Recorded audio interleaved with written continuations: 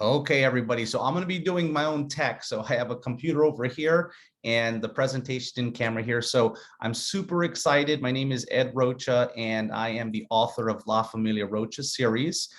This week, the Hispanic Heritage Month has started. So Hispanic Heritage Month is a month from November 18th to September 18th through October 18th, where we honor the Spanish language. So Hispanic, for those of you who don't know, means Spanish speaking, and that's anywhere from Spain and most of Latin America. So it's to honor the language and to honor our heritage. So super grateful for Raising a Reader of Massachusetts, who's invited me to do this. So Raising a Reader is celebrating National Hispanic Heritage Month, and we're collaborating today. This presentation is going to be about an hour long, give or take. I'm going to read to you two stories, but also share a little bit about my story and how I became an author and how I came up with this series. Raising a Reader of Massachusetts has been working for 15 years on behalf of children and families of Massachusetts to eliminate the literacy opportunity gap by opening access to books and literacy resources in Greater Boston and gateway cities across the state. By working with community-based partners, they're removing barriers for families to get the access that they need. So please go support Raising a Reader of Massachusetts, and you can visit them at raisingareaderma.org/donate, and we'll put that in the chat as well. So reading is very, very important. So one of the things that I learned growing up, and I'll talk a little bit about my past and where I came from and what I'm doing now, is that I learned how to read at an early age, and my family stressed the importance of speaking other languages, which we'll talk about that later, but reading. And I come from a very poor family in rural Texas, and I'm actually in Texas right now. For those of you who are in Massachusetts, I know we're targeting Massachusetts at the moment with Raising a Reader MA, and I'm here for a very awesome reason. We have completed the series of this book that we are about to read to you all today, and we're going to announce a new book that is dedicated to scholarships for kids in rural communities in Texas. So super excited. I am in Texas. I'm looking at the City Hall of Houston right across my window here, and we're going to have 6 events starting with this one. This is our kickoff event, and we'll have 6 events across Texas leading up to a much bigger event next Saturday. So thank you, Raising a Reader, for having me. Super excited that you guys are a part of this journey as we wrap up this series and start sharing it to the world. So back to me a little bit. I was raised in Cuero, Texas, a small town of 5,000 people. It is a cool little place. It's awesome. I think it's actually 7,000 people right now. And in that community, we were very close-knit, or are very close-knit. Everybody knows each other. Everybody helps each other. And it's a great place to live and raise kids. My family grew up on one side of town, the poor side of town. My father was a carpenter and my mother a housewife, taking care of the kids and her brothers and sisters. And when I was younger, my mom was sick and my dad worked a lot. And one of the most important things they taught us, all of us, and I'm the youngest of 5 kids, they said, you have to study, you have to study, you have to study. And at a very young age, I realized and learned that books were actually a way for me to escape. Sometimes we didn't have food, sometimes we didn't have electricity, sometimes there was uncertainty in our neighborhood, and books gave me an outlet. And I remember when I was in about 2nd or 3rd grade, there was a reading competition, and I forget, you would get stars when you would read more books. And that really started an interest of mine to read a lot. And as an adult, I don't read as much as I should, but I still believe in storytelling and sharing people's stories. And really this series is truly about sharing people's stories. So the big takeaway that I learned, and my parents, whether my mom was sick or my dad was working, was work hard, study hard, do better, don't be like us. But they're awesome parents. And I'll tell you a little bit about why I dedicated this book to my parents. So in high school, I did every single activity I could possibly do. I was a spelling champion. I was a cross country runner. I was a track runner. I played saxophone. I was a drum major in the band. I was president of the Texas Future Teachers of America. I was in a civic organization called the Anchor Club.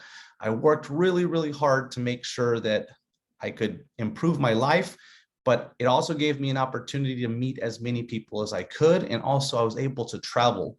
So being this really poor little kid, I was able to travel to places that I had never imagined. I went to Toronto and Boston and Denver and Atlanta, and with these organizations. And I even had the opportunity to study abroad between high school and high school. And that means I was a student in a foreign country.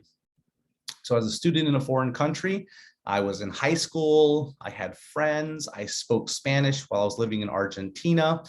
And then I had the opportunity for the first time to learn another language. So growing up, I spoke Spanish and English. And at school, I would speak English. At home with my parents, I would speak Spanish. When I was living in Argentina, and Argentina is a country in South America, it's one of the largest land-wise countries in Argentina, in South America. They speak Spanish. And so when I got there, I lived with a family. So I had a host mother and a host father. And they said, Edward, what would you like to do for fun? And I tried soccer, and Argentinians are very good at soccer. And that was a disaster because I was a Texas boy, cowboy in a rural community. Soccer was not my thing. So they're like, maybe you could go after school and learn French at the French academy called l'Alliance Française, the French Alliance. I was like, okay, I'll give it a go. And it was really awesome because not only was I speaking Spanish in a different country, but I also got to learn French. Now I speak French pretty well, and that's my third language. And I love languages. So then I started learning Portuguese, and from time to time, I've picked up Mandarin Chinese. After Argentina, I loved it. It was awesome. I had a great experience. I met some amazing people, but I also saw how in other countries, people learn different things than we did. So in the US, we go to school. After school, we do some activities, and most of our activities do revolve around sports: football, baseball, basketball.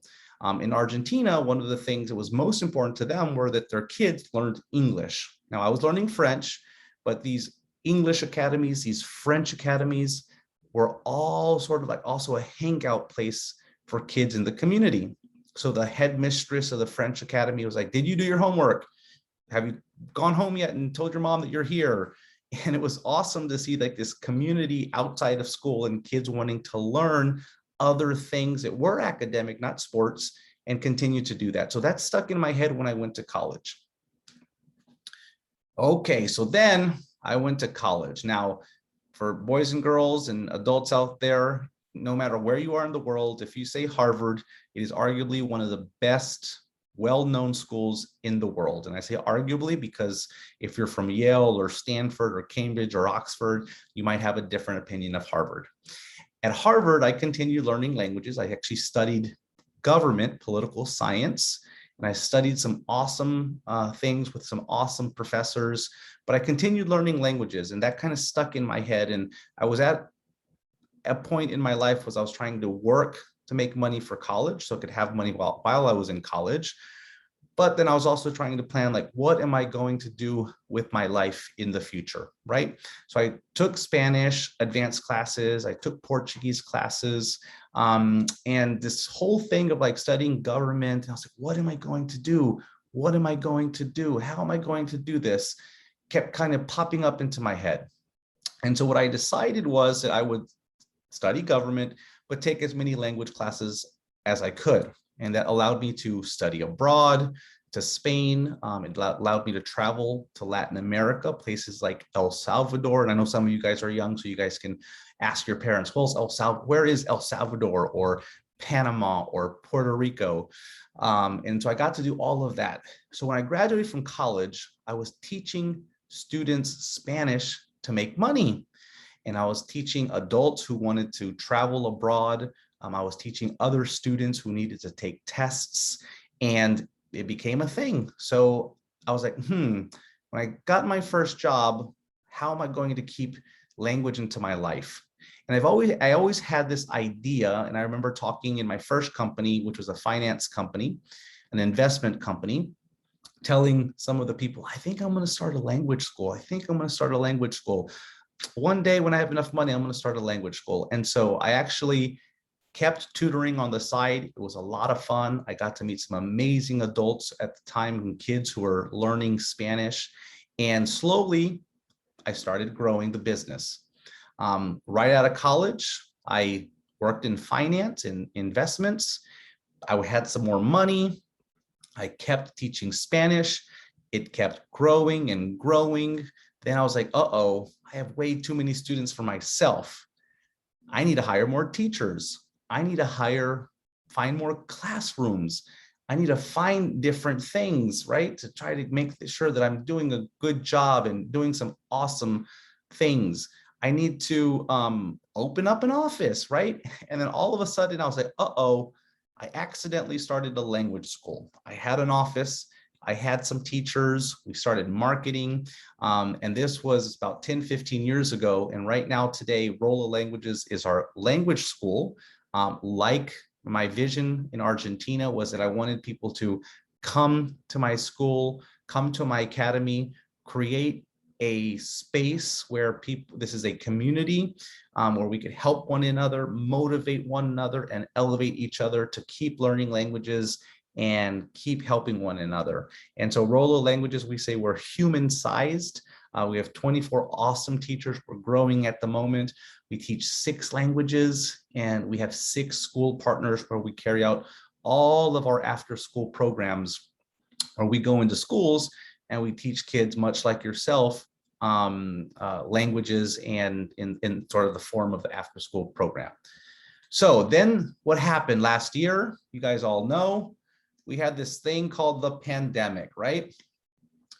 And the first month of the pandemic, if you're from Massachusetts, it was kind of scary. We were all at home. We weren't sure what was happening, and we tried to make the most of it. We weren't sure if we could go shopping or not in different places. I know that we have people in Texas right now who are watching. In different places, different things happened. But in Massachusetts, we were at home, right? And so I thought to myself, well, we're not teaching in person. We're not going into the office. We switched to online like everybody else did. We started experimenting with different things. But one of the cool things was that I always had this idea of becoming an author and writing a book or writing a series of books. And originally my idea was that I was going to always write my mom and dad's story.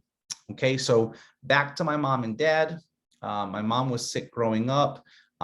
She's in a wheelchair today, did what she could to help us, loved us the way she could. You know, to some people, she was a bad mom, but to other people, she was an amazing mom. And to me, she's my mom, right? And we wanted to honor her hard work, and her legacy shouldn't be that she was sick. It should be that she was an awesome mom. My father did the same thing. He worked really hard. He struggled from time to time. He did the best he could. Both my mom and dad never finished high school. My mother went to 6th grade and my father went to 8th grade, and they dedicated their lives to their kids. So I didn't want people to remember my dad as a crazy dude, poor dude on the road, but he had a legacy, and also they both had a love story. So I always wanted to be an author, and the pandemic just gave me that opportunity to actually be at home, make a plan, and then execute that plan. Now, if anybody out there wants to be an author, you're going to say, I can write, but then there's also steps after that. You have to find an illustrator. All of these pictures here, I didn't draw them. I had the idea for them. And so you have to find an illustrator. And I have 2 illustrators, Angie Hirschman, who did the first 2 books, and then Lee Clark, who did the last 4 books. And I hired a coach, an amazing woman who publishes books for other people, and she guided me through the process. So today, Rola Languages is a publishing company. We can publish our own books and also publish other people's books. We're super excited. We just finished publishing 2 English language books. And one of the people on today, Brian Holiday, is our first author, who is not part of the Rola family, and he is kind of, but he's our first author in the publishing company. So we're super excited to announce his book, and maybe he can read to Raising a Reader at some point as well. So I learned how to publish the book, and my idea was this. When you publish something, it's there forever. Okay, and that's what I tell kids across the country all the time, right? Is that if you could go into a library, all of those books, whether it's fantasy or fiction or nonfiction, those are little worlds that we're learning about. Now imagine if you speak another language. So you have that one library in English, and then you have all those little worlds and all of those little stories in another language, right? So you double your ability to expand your stories, to read and to learn different things. Now imagine if you speak 3 languages, so the amount of libraries that you can go to are 3 times as much as it is with one language. And so I encourage kids to learn languages and study them. Even if you don't speak them, make the sounds, listen to them, learn about the countries they're from. And it's amazing because when I started this project, these were going to be English books with Spanish vocabulary so that people could learn things.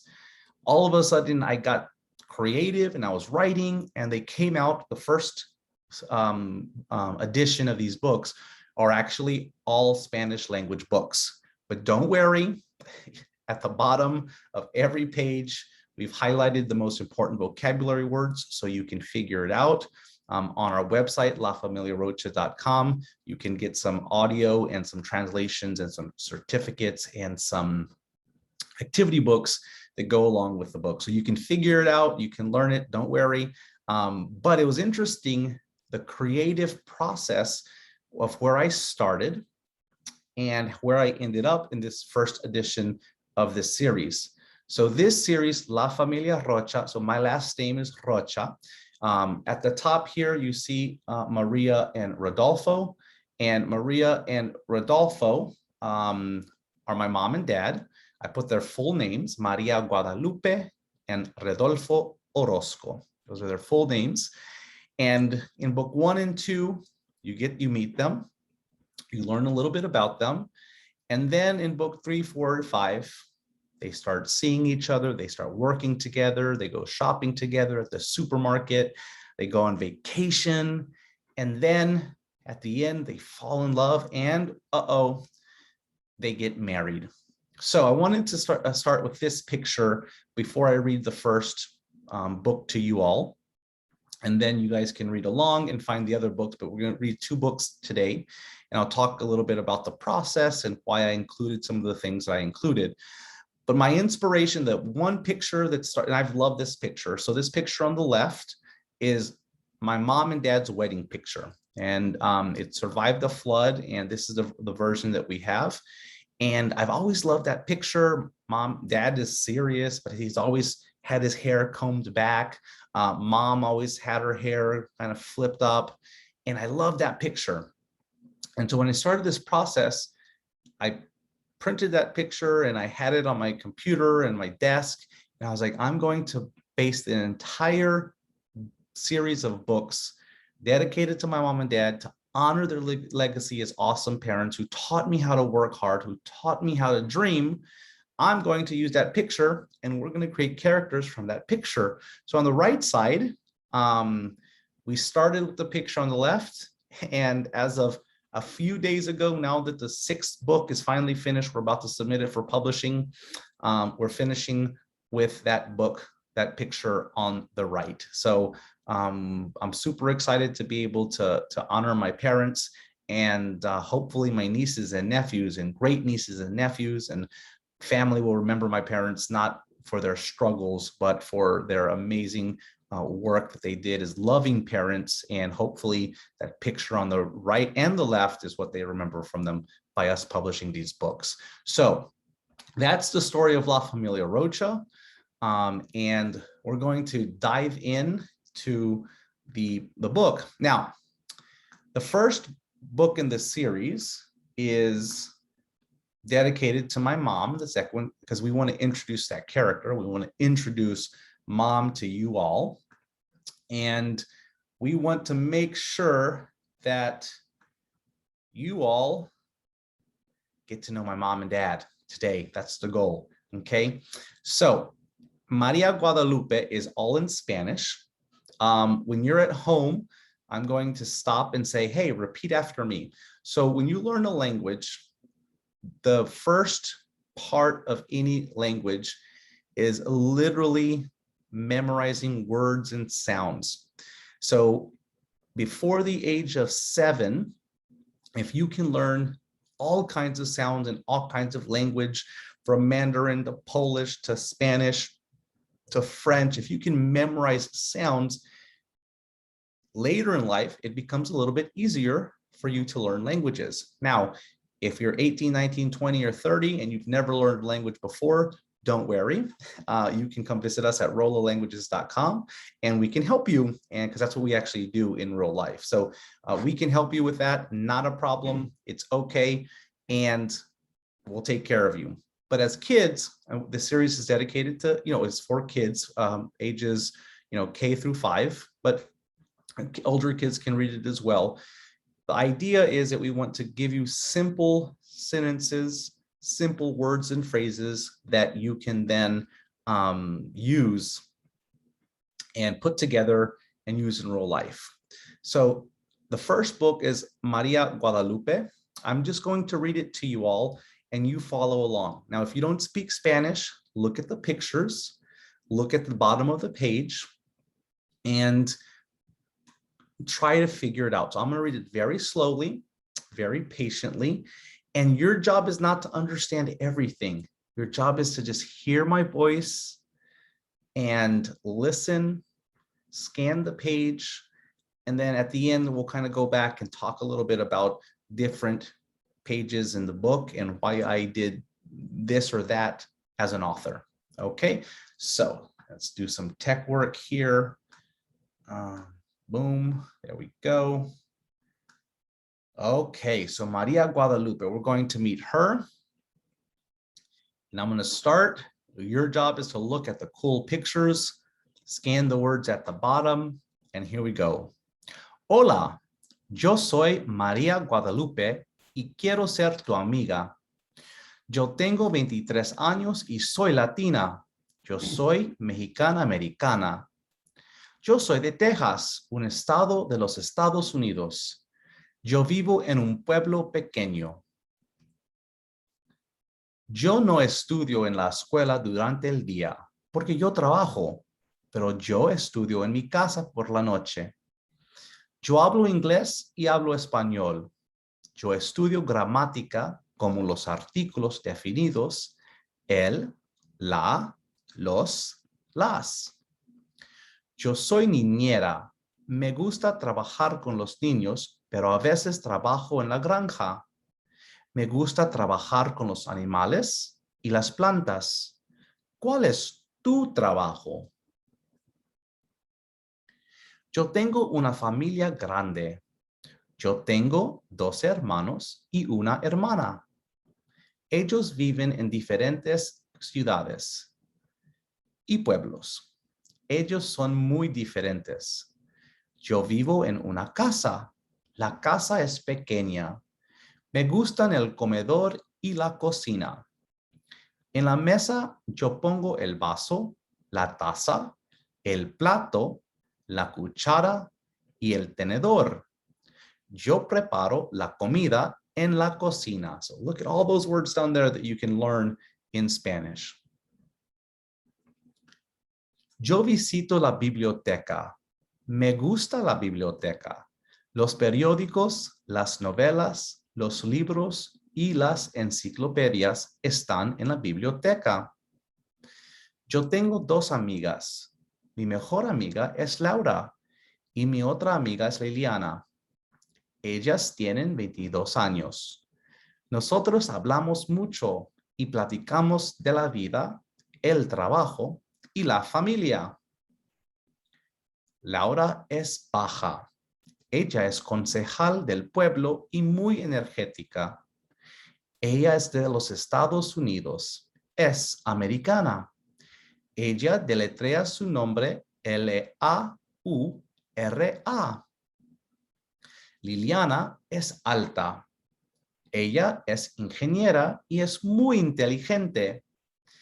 Ella es de México. Ella es mexicana. Ella deletrea su nombre Liliana.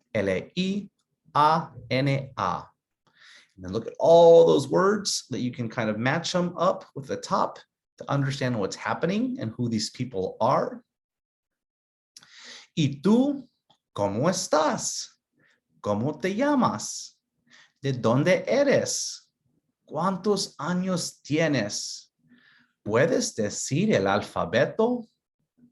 Okay, everybody. So that is the first book. It introduces my mom and her two friends. Do you remember their names?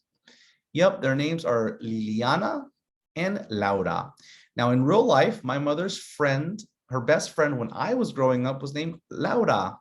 And so Laura is here, and we introduce her here. And her other really good friend was our neighbor, Lillian. And so Lillian is here. So as an author, we actually can pick and choose who we want to be in our books.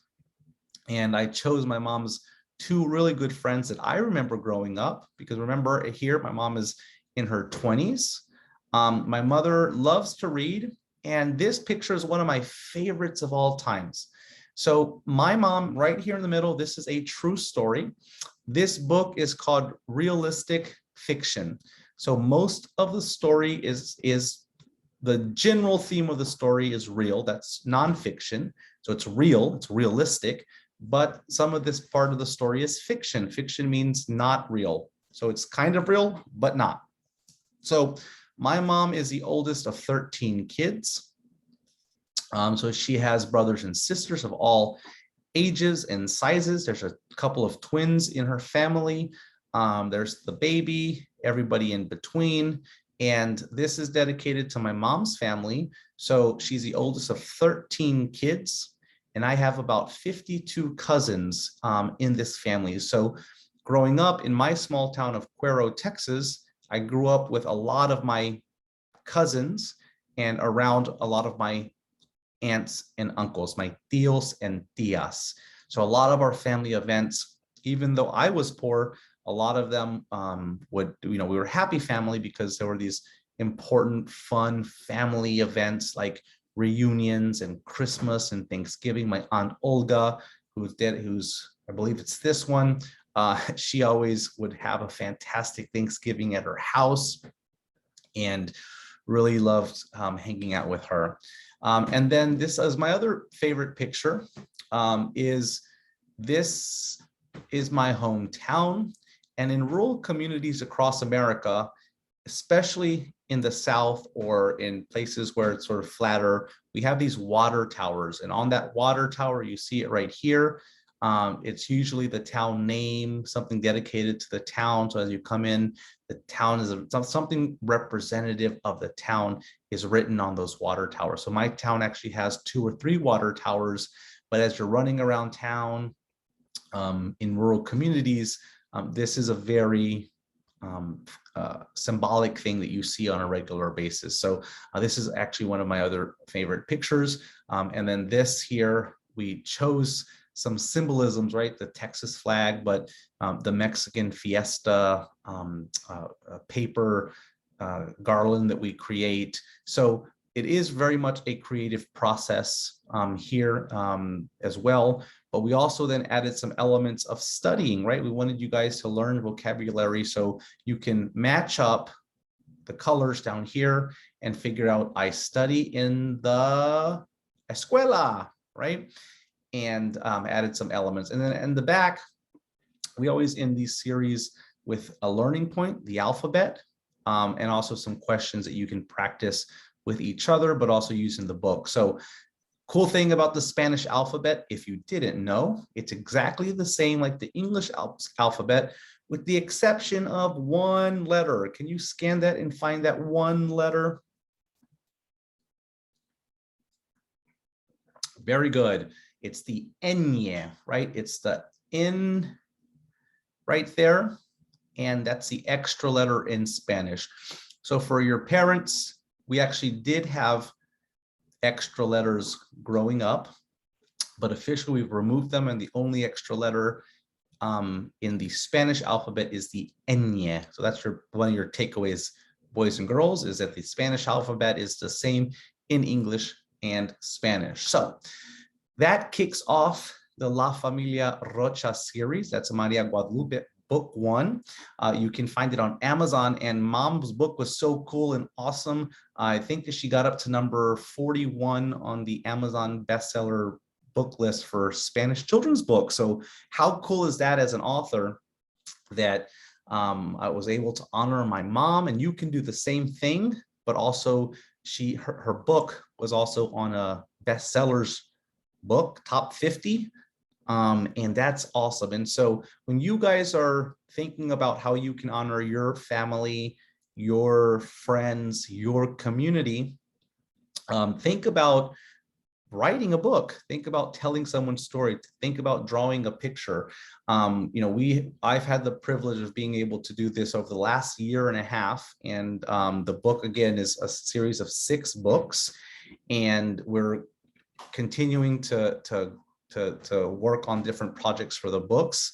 And it's awesome because we're hearing some feedback from a lot of people around the country who are saying, hey, thank you for highlighting rural communities, because people sometimes, we don't understand the cultures, the language, the different things in different communities, like a water tower, like cactus, like being a cowboy in the country, but going to school in the city, like myself. And we don't always think about or learn from all of these different things. And so it's very important, I think, for us to highlight different things and different ways and of how people are raised. All of my books that I've written so far are based in my hometown of Cuero, Texas. And in all of the books, you're going to see some very famous things. So if you search my hometown, or if you ever visit Cuero, Texas, which I would encourage you to do, all of those elements, the small downtown, the zoo, events, we have the Turkey Fest, which is a town festival. All of those are in the book. And so my books are based in Cuero, Texas. As a local author, I wanted to honor not just my mom and dad, but also the community that raised me.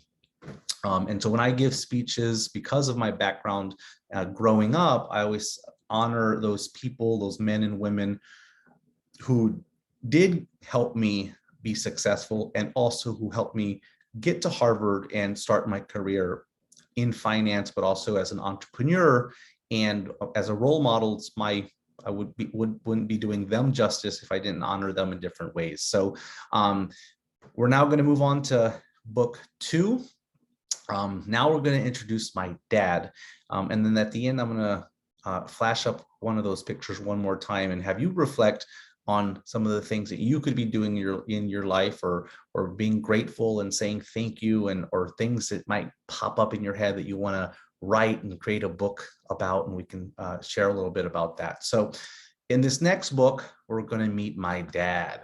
So my dad was a carpenter. He struggled growing up, and he was trying, my mom was sick, so he was at home working, but taking care of us. And so he struggled a lot, but was a great guy, awesome dude, funny person. And we're actually gonna go see him and my mom after this. We're gonna drive to my hometown, which is about 2.5 hours away from Houston. And we're gonna go to these places and we're gonna see my mom and dad. And it's awesome to be able to talk about them and then go see them, right? So in this book, it's all about my dad. Now you might see my mom pop up. Let's see, as I'm reading the story, if you can see her make an appearance and learn about what he likes to do. So my dad growing up needed to make money, so he worked on a farm, as did my mom. But he always wanted to be a carpenter. He liked building things. He was good at math. He liked working on houses. And that's how what he ended up doing. He actually built my family home, and then also worked as a construction worker and a carpenter and built things. And so growing up, actually, we realized as a family, we're all creative in some sort of way, including my nieces and nephews. And we're all entrepreneurial in some way, meaning that we start our own businesses in one way or another. And we kind of think that it was sort of my dad, and that's his legacy, that he was an entrepreneur. He may not have known how to say the word entrepreneur or identified as being an entrepreneur or being a small business owner, but in fact, he really was. And so we're going to highlight that here in this book. So again, for those of you who don't speak Spanish, chances are, because of the pictures and those little words at the bottom, you were able to pick up different sounds and words and sentences that I was saying, and that's okay. So one of the most important things about learning in a language is making sure that you are patient with yourself, because it might be frustrating that you're not understanding or making the connection between what I'm saying and what you're hearing. So chances are on this one, because you were so patient on the first one, you picked up some words at the bottom. You're probably it's going to be easier on your ear. You might not understand as much, but it's going to be easier, might sound even more pleasant to you. But the more you're exposed to a foreign language, the more you listen to it and hear it and practice it, promise you it's going to get easier and better. So do my fancy tech here. Let's see, boom, and boom. Okay, so this is book 2, Rodolfo Orozco. I'm going to read it slow. You guys are going to follow at the bottom, try to find some words, but you're going to listen and enjoy the words that are coming out of my mouth on this read along. Okay, here we go. And if you have your book, then you can follow along. Rodolfo es mexicano-americano y es de Texas. Es tejano. Él tiene 25 años. Es un trabajador en la granja, pero le gustaría ser carpintero. Él quiere ser carpintero. Él es muy simpático y cómico. Le gusta bailar y correr. Baila muy bien y corre rápido. Es moreno y tiene pelo negro. Su nombre se deletrea Redolfo. Rodolfo tiene muchos amigos. Su mejor amigo Brewster es policía y su amigo Alfredo es peluquero. Él tiene muchas amigas también. Su amiga Bárbara es cartera y su amiga Camila es abogada. Rodolfo trabaja con una mujer que se llama María Guadalupe. En la granja, él ayuda a sus compañeros. Él cultiva vegetales como maíz y pepino. Él maneja una camioneta roja y limpia el granero. Él no va a la escuela, pero le gusta estudiar. Le gustan los libros. Le gusta estudiar verbos como hablar, preguntar, correr, comer, escribir y construir. Habla inglés y español. Rodolfo tiene una familia cariñosa. Tiene una mamá, ella se llama Susie y es seria y baja. Ella cocina tortillas deliciosas. Su padrastro se llama Julio y es muy alto. Su hermana es Beatriz y es vendedora. Rodolfo quiere ser carpintero. Él practica cuando no trabaja. Él pinta su casa. Le gusta construir cosas también. Le gusta pintar, pero no quiere ser pintor. Le gusta cocinar comida mexicana como arroz con frijoles, pero no quiere ser cocinero. Quiere ser carpintero. Ayúdame. ¿Quién es Rodolfo? ¿Dónde trabaja? ¿Cómo se llaman sus amigos? ¿Cómo es Rodolfo? ¿Qué vegetales cultiva Rodolfo en la granja? ¿Qué quiere ser Rodolfo? Muy bien. And then this shows you the example that we also then give you a book here, sorry, a list of vocabulary words that then you can practice. Okay, so this is my favorite picture in this book right here. This is my grandmother, my step grandfather, and my aunt. So unlike my mother's family in that big picture that you saw, this is my dad's family and it's smaller, right? So I had on his side, it was a much smaller family. So I don't have as many cousins or aunts and uncles or big memories of big parties because it was a smaller family. And I do remember my grandmother, Susie, made the most delicious, softest, fluffiest tortillas. And she knew that I loved them. So every time I would come visit, she would make me a big stack of Mexican tortillas that were so yummy and delicious. And Maria makes her appearance right there. I don't know if you guys see her. Yep, she's eyeing my dad on the farm, and a couple of times there. And then these were my dad's best friends growing up, Brewster and Alfred the barber in town. And I come from a family of runners, and my dad at an early age liked to run. And so most of my family members have run in one way, shape, form, or fashion. So that's the story of my dad, Rodolfo Orozco. And then if you guys continue to purchase the book and follow the story, again, there's 6 stories. You're going to follow their story, learn Spanish, and then continue learning the language. So with that, I'm super excited. That is my quick presentation. One of the things that I want to leave you guys with is that picture of my mom and dad. And I think I might have lost it. I'll stand by, everybody. Of my mom and dad on their wedding day picture. And so that picture, again, inspired, that one picture inspired this entire series of books. And how cool is it? Sorry, I'm going to share my screen one more time. Is it that you can honor your story and your family with one picture? So I'm going to have you think, and everybody, whether you're a kid or an adult, we all have different backgrounds. And I strongly believe as an author that every part of our life is a different chapter of a book, right? And so reflect on your life today. A lot of things are happening in the world, but with one picture, and this is my one picture that has launched me as an author, that has helped me tell my parents' story, has given me the opportunity to honor not just my community, but my parents and my family. And so I want you to think about that one picture that could help you share your story to other people out there. So kids, if you're out there, grab a picture, write about it, put it in your room, think about it. Adults, I think sometimes we forget to reflect on our lives because we're busy and we're working a lot and we're trying to raise families, but take a moment to think about your journey and honor those people and that community that raised you and helped you where we're at, right? And so today's presentation was brought to you by Raising a Reader, and it's our responsibility to continue promoting literacy and education, but also sharing the diverse stories of this country and the stories of each and every one of our lives. So with that, thank you all very much.